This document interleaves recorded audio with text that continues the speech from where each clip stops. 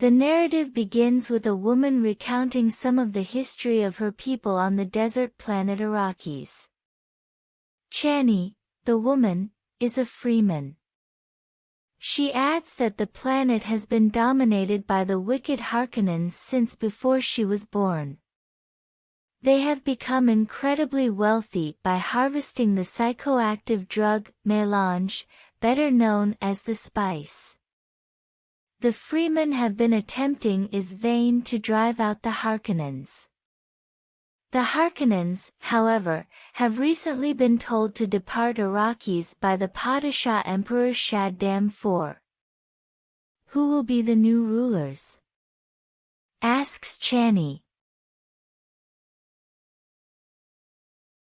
Paul Atreides had breakfast with his mother, Lady Jessica, the Duke of Leto's concubine, on the planet Caladan. Jessica, a member of the Bene Gesserit, a quasi-religious order, has been attempting to impart to her son the unique abilities of her group. Paul is put to the test by trying to force her to give him a drink of water. Paul only achieves partial success. Paul gains knowledge of the inhabitants of the planet Arrakis. The psychotropic spice that lengthens life and perception can only be found there. Since spice enables the navigator's expanded consciousness, which folds space-time to allow for instantaneous transit from one planet to another, interstellar travel is not conceivable without it. Leto Atreides is visited by an imperial envoy who formalizes the awarding of Arrakis to House Atreides along with soldier Gurney Halleck and Mentat Thufir-Hawat. The emperor is concerned about Leto's rising popularity and political influence in the Landsraad, a gathering of aristocratic households. Leto is aware that the imperial offer to supervise Arrakis is a type of trap, yet he cannot turn it down. When Duncan Idaho, an elite soldier, visits Arrakis weeks in advance to investigate the area, Paul begs him to join him. Duncan turns down. Paul admits to experiencing dreams about Arrakis and the Freemen, one of which features Duncan dying in battle. Duncan tells Paul that everything important happens when we're awake, dismissing this as only a dream. When Paul tells his father that he wants to go to Arrakis early, Leto declines, claiming that he needs Paul by his side. He explains the political situation. To his advantage, the Emperor has instigated a war between houses Atreides and Harkonnen that will damage both of them. Instead, Leto wants to form a partnership with the Freemen in order to use their desert might for his own purposes and trick the Emperor. Paul shows uncertainty about his capacity to take over his father's position as a leader. Leto admits to having had misgivings of his own when he was younger and insists that Paul will achieve leadership status the same way he did.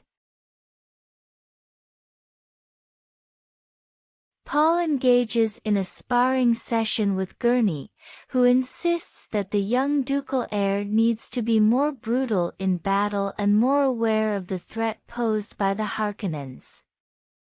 Paul starts having dreams about Chani. Reverend Mother Gaius Helen Mohiam, Jessica's supervisor in the Bene Gesserit, visits Caladan to put Paul to the test. Sook Dr. Wellington Yu examines him prior to the meeting and informs Paul that the Bene Gesserit have their own objectives.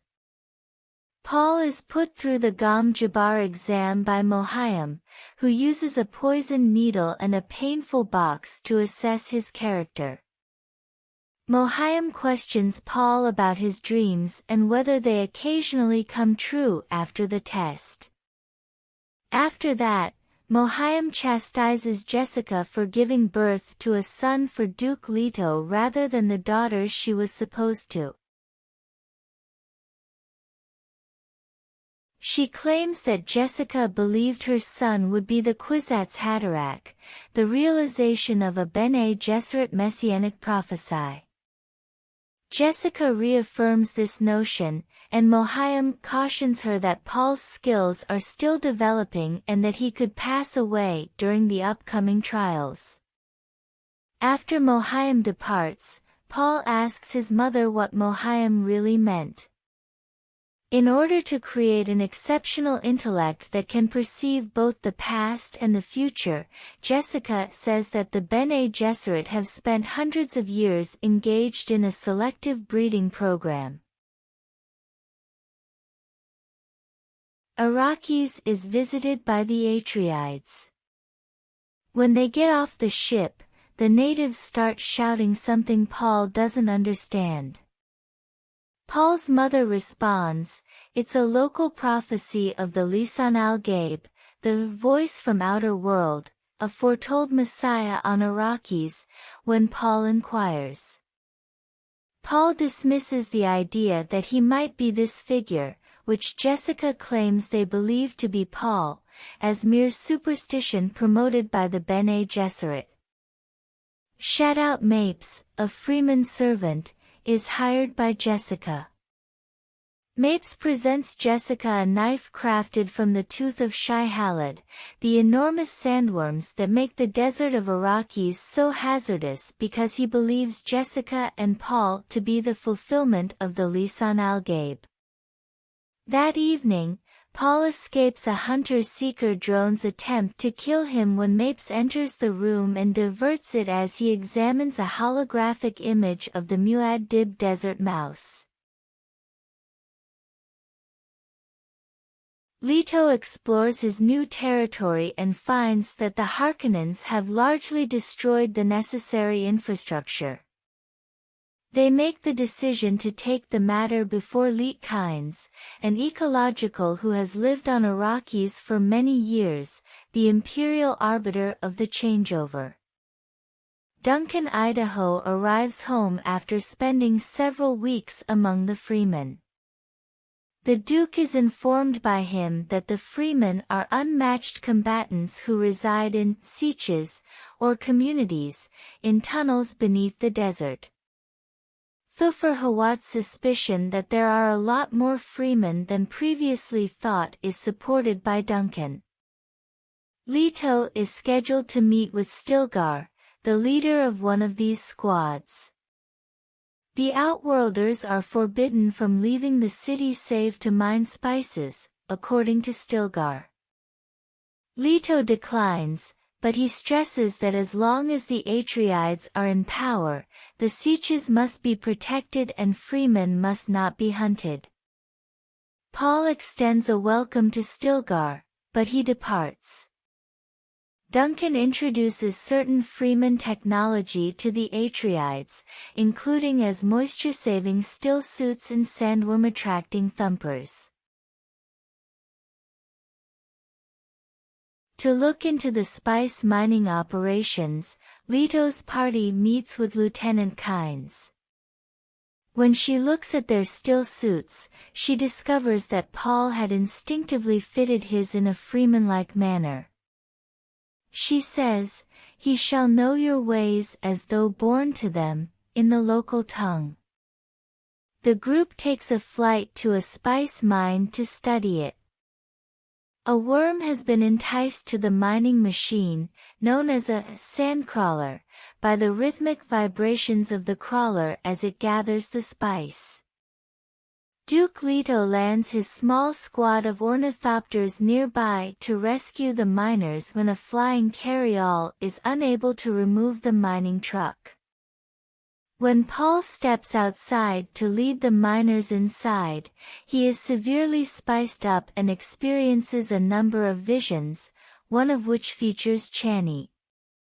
When Gurney grabs him and drags him into his father's ornithopter, the crawler is about to pull him down into the sand. The two watch as the sandcrawler is completely swallowed by the worm as its massive, serrated maw opens. Dr. Yu examines Paul afterwards and tells him and his mother that while the spice is psychotropic, Paul shouldn't be harmed.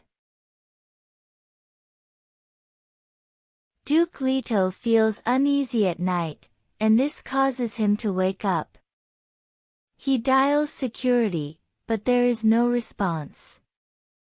He discovers Mapes dead from a stabbing and is then hit in the back by a paralytic dart that penetrates his body's shield and leaves him paralyzed. Yu exposes his traitorous nature. He has compromised Atreid's communications and dropped the shields. Leto learns from Yu that the Harkonnens held his wife as a hostage in order to obtain his obedience. He inserts a poison capsule in place of one of Duke Leto's teeth in the hopes that the Duke will use it to execute the Baron. The Imperial Sardaukar warriors and the Harkonnen forces start their assault as Gurney awakens and directs the counterattack. Harkonnen and Sardaukar forces rapidly overrun the Atreides' army after catching them off guard and outnumbering them. Duncan steals an ornithopter, kills a number of Sardaukar, then tries to rescue Paul and Jessica but discovers they have already left. Paul and Jessica are taken to the desert by some of Baron Vladimir Harkonnen's troops so they can perish from exposure because he has vowed to Mohiam and the Bene Gesserit that he won't hurt them. Paul, who is not quite confident in his Bene Gesserit skills, is still able to command one of the men to take his mother's gag off using the voice. One of the men is instantly told to kill his teammate by Jessica. When she is finally liberated, she personally murders two of them. Their ornithopter lands after being remotely deactivated. Paul and Jessica observe Arakine's destruction from a distance. Baron Harkonnen is confronted by Yu, who demands that the Baron uphold his half of the bargain. Yu will be reunited with his wife, the Baron assures him before slitting his throat. The poison subsequently kills everyone in the room except for the Baron, who is severely damaged after activating his body shield and using his anti-gravity suspensors to float to the roof. The Baron then gloats over an immobilized Leto, who bites down on his fake tooth and expels the poison. The Baron is given medical care by technicians to recover.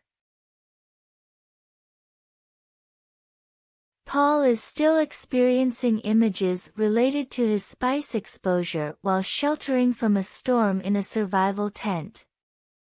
The first of Chani, they are. However, they soon transform into visions of violent war with religious fanatics operating across the galaxy, like an insatiable fire, and using the Atreides flag and Duke Leto's name. In shock over what he sees, Paul accuses his mother and the Bene Gesserit until his mother eventually consoles him. Duncan Idaho, who managed to escape the massacre, saves Paul and Jessica. Duncan takes them to Kynes, who has established up shop in a Freeman-occupied former terraforming facility. The Freemen attack the Sardaukar once they have tracked them there and killed many of them. Duncan makes a last-ditch effort to give himself up so that Paul, Jessica, and Kynes can escape. Jessica and Paul escape in an ornithopter. Kynes sets up a thumper with the intention of calling a sandworm and riding it away, but the Sardaukar fatally wounds her. A sandworm shows up before they can deal the fatal blow, and Kynes draws it to her by hammering a patch of drumzan. The worm eats them all whole. Paul sees a freeman man advising him, reminding him that surviving in the desert is a process and that he must go with the flow of the environment, as he controls the ornithopter through a fierce sandstorm. The thopter's wings are folded back by Paul, who then lets the storm's vortex carry them farther into the desert. They make it out alive, but because the ornithopter is broken, they must travel through the desert on foot. Freemen watch as they go about their business. Paul and Jessica move in the direction of where they think the freeman siege is. A sandworm is drawn to them by their motions, and they flee for some nearby rocks. Before a thumper takes the sandworm away, it pauses and appears to be staring at Paul for a short period of time. They are taken captive by some freemen. They are with Stilgar, who says they can't touch Paul since he recognizes him. James, a different freeman, rejects Stilgar's assertion and desires to murder Paul and Jessica so that he can plunder their bodies. Paul knows James to be the person he saw in his visions. Stilgar dismisses any payment they would offer as meaningless when Jessica pleads for assistance getting back to Caledon and promises that they would be amply rewarded. Jessica must be left behind because Jessica is too old to learn to fight, according to Stilgar, who offers to let the young Paul join their siege. With Stilgar being held at knife point, Jessica and Paul use their Bene Gesserit skills to disarm the majority of the freemen. Jessica is a Bene Gesserit, therefore Stilgar chooses to take them both to the siege after understanding this. James disagrees and demands that Jessica engage in combat. Paul consents to act as his mother's advocate. A member of the group named Chani feels bad for Paul because she thinks James will kill him, so she offers him her crysknife, a dagger crafted from a sandworm's teeth that she says she saw in one of Paul's dreams. Paul dominates James in the duel, constantly putting a knife to his throat and yelling at him to submit. Jessica claims that Paul has never killed anyone before, and Stilgar informs him that freemen duel to the death. Unwillingly, Paul murders James. The freemen return Paul and Jessica to their siege after being satisfied. Paul and Jessica witness a freeman riding a live worm seemingly by magic. Chani warns Paul that this is merely the beginning, as they set out on their adventure into the desert. Please subscribe my channel. Thanks for watching.